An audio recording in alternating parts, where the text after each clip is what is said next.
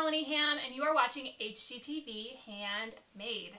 Today, I'm going to teach you how to sew this envelope pillow enclosure, envelope style, so you can wash it. I have children, so that is a must in my household. This is a very beginner-friendly sewing project. I do a lot of sewing and crochet and quilting tutorials over on my channel, Melanie Ham. So if that is something that interests you, you can go check that out. So I thought I would bring some of that over to HGTV Handmade this week. My family recently pitched in for my birthday and recovered my mid-century modern vintage chair. And so it needed the perfect pillow. So this is what I picked to put on my new chair.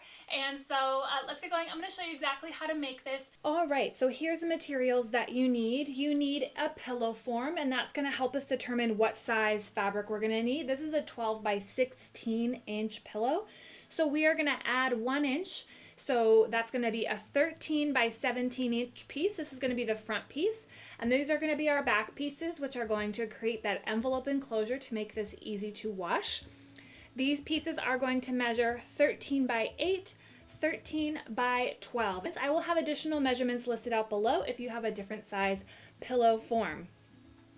The other thing you need is a coordinating thread color, as well as some scissors. You need your sewing machine, of course, as well as an iron and ironing board. Now here are our back pieces, which are going to be creating our envelope enclosure. Our envelope is going to open vertically. If you're going to be using a square pillow, you can have it open either way you want. It's a square, so it doesn't matter. And this is what we're going to do. We need to hem our back pieces at the ironing board and get these ironed and ready to go. So our shorter piece, we are going to make a very small hem. And our larger piece, which is going to come down over the top, this is going to be the one that we see. Our larger piece, we're going to make a little bit nicer hem because this one is going to be visible. So let's head over to the ironing board. And basically all we need to do is iron over about 1/4 of an inch, and then we're going to iron over one more time at 1/4 of an inch. You can eyeball this. It does not need to be perfect.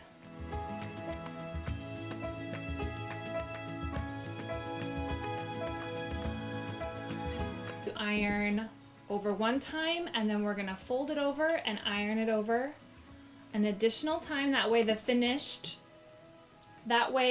raw edge is completely finished.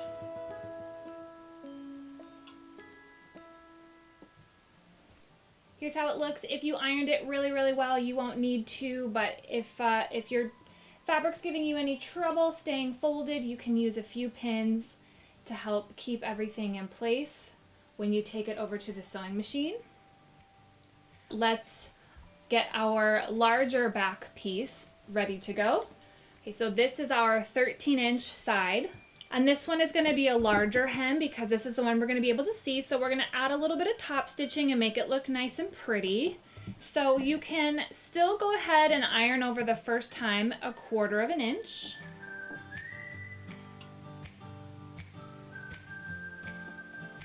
And then the second time we're going to make a slightly larger hem, about this size, 3/4 of an inch to about an inch. Again, you can pin in place if necessary. Now we're going to take this over to the sewing machine, and on our larger hem we're going to place 2 straight stitches, and then we're going to place just 1 stitch on our smaller hem. About 1/8 of an inch away from this fold.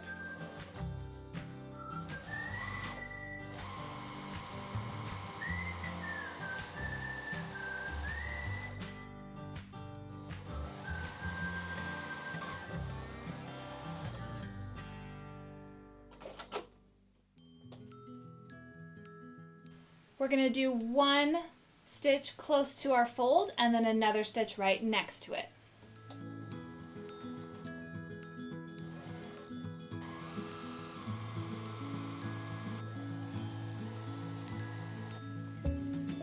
Stitch number 1.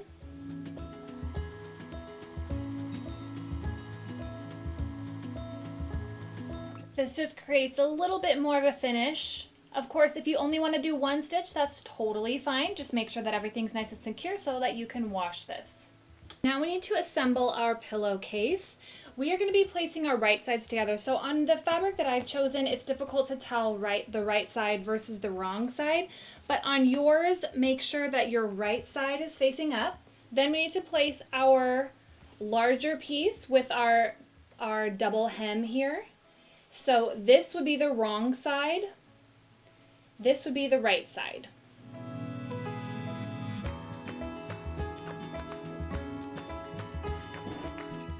Now we're going to place our smaller piece, right side down.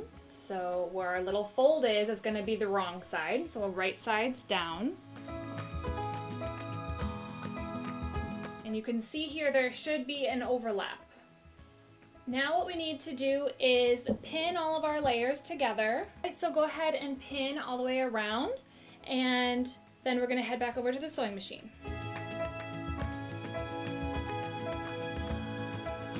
Okay, now that that's done, we're going to go over to the sewing machine and we're going to sew all the way around. Okay, here's where my 1/2 inch is. It says a 10 right here. You can always use a measuring tape if you're not sure where that spot is on your sewing machine, but we want to do 1/2 inch seam allowance all the way around, back stitch at the beginning and the end.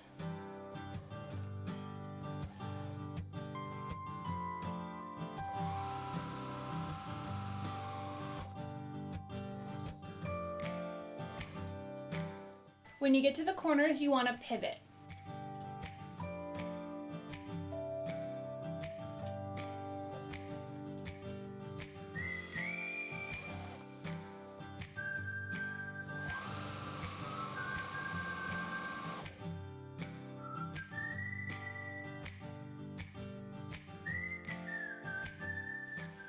And where the openings are, I like to do a little bit of a back stitch I can feel right here where the fold is.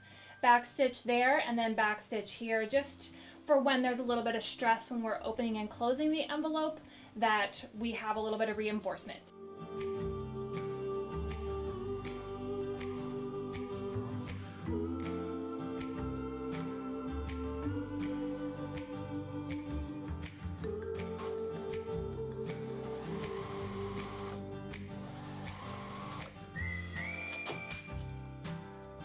Now what we need to do is trim our corners. So here's the corner. Do not trim your threads.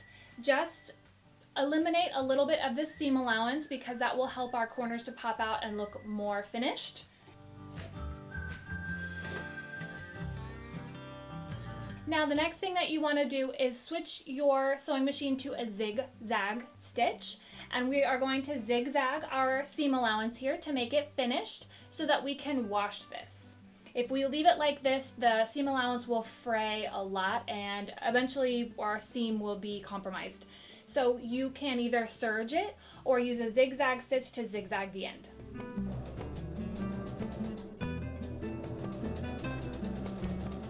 When you get to the end, you can back stitch your zigzags as well.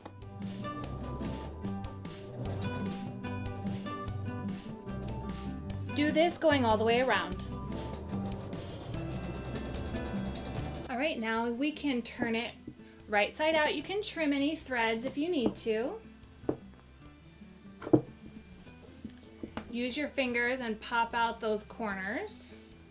Then it's a good idea to give these seams a nice good press. So for these type of seams, it's really helpful if you sort of roll your fingers over the fabric here and kind of get that seam to cooperate for you.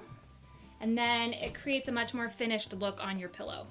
Now for the fun part, let's put our pillow in our case. So since I did not pre-wash, I will wash my pillowcase for the first time whenever that's necessary on cold and tumble dry low. So here's the back, and here is the front, and our pillow is complete. Alright, what'd you guys think of this project? I hope that seemed really easy for you to follow. You can tackle sewing and have some fun this fall season. If you like this video, give it a thumbs up and subscribe to this channel. If you have any questions, leave those down below. I would love to help you and answer any questions that you might have. Thanks so much for watching, and I will see you guys later. Bye!